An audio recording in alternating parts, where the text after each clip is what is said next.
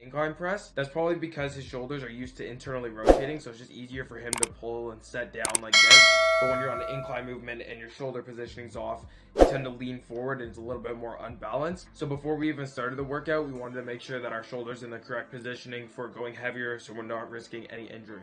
After we did the kind of like flying slash overhead press movement, lying down on the bench, we wanted to do some stuff for our scapular positioning. So we decided to do some Scap retractions and protractions, just sitting on the ground. Basically, all you're focusing on is keeping your arms fully extended and retracting your shoulder blades back and down, and then protracting them fully at the top of the movement, making sure that your scapula is moving in the right position.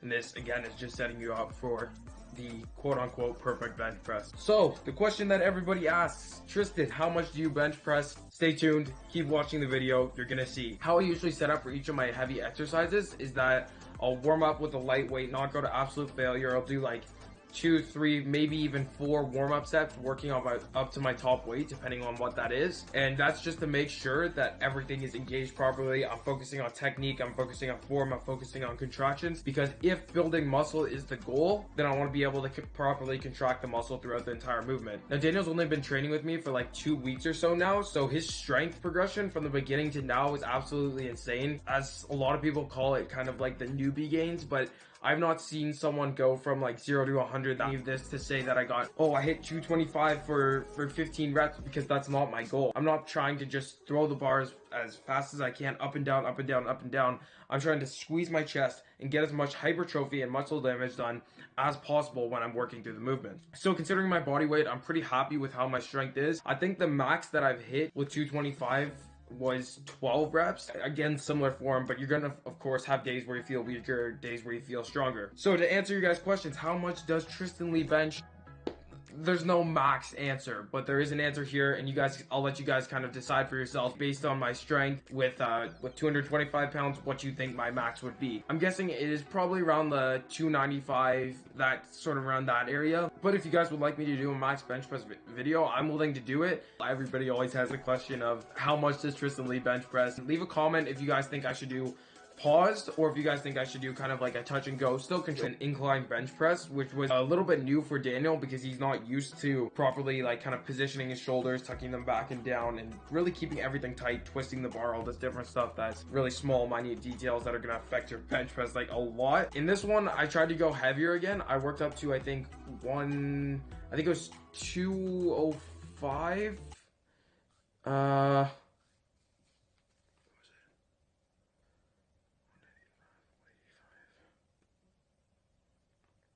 205. Yeah, you're right. 205. So in this, I worked up to like 205 for like a set of, I think, did decide to go heavier on one for the video, but also to test how strong Daniel is. I mean, for me, I worked up 205 pounds for, I think, 6 reps.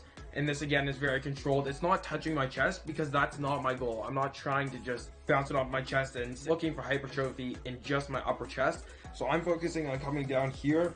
Not super low, but still low enough to get a nice stretch on my pec, because that's necessary for growth. And then, of course, I was only able to get like 6 reps with that. So I was a little bit disappointed in that. But at the same time, I kind of understand that my body's exhausted. My chest, my triceps, my shoulders, all this different stuff is exhausted from doing the 2 heavy compound movements before. After that, I decided to drop the weight to like 70 pounds. Do higher volume on this, like 12 reps, 12, even up to 15. I think I did 15 on my first set, and just focus on squeezing my chest. I don't want to just throw weight for the sake of it, as I've said in this video before. And the same thing with Daniel. After he did his top set, he started to drop the weight back down. I think he went down to like 55 pounds, did another set of that, and that was enough for this. So after we finished the flat dumbbell press, we decided to do one movement that's a little bit more like isolation. As I said at the beginning of the video, this is not a super high volume workout, even though we did do like 4, sometimes even 5 sets per exercise. It's only 4 exercises, so we wanted to make sure that in each exercise we're going as hard as possible, pushing as much weight with good technique, of course, with good technique in each one of our heaviest sets. Realistically, I only do like 1 or 2 working sets, which is to absolute failure per exercise, because it doesn't make sense to do 10 working sets. You're gonna burn out in the first exercise and you're not gonna be able to get anything else done throughout the workout. So for our last exercise, we did a pec deck or pec fly, and this is one of the more like isolation movements where we're just focusing on squeezing, nothing heavy, nothing insane, getting blood into the muscle,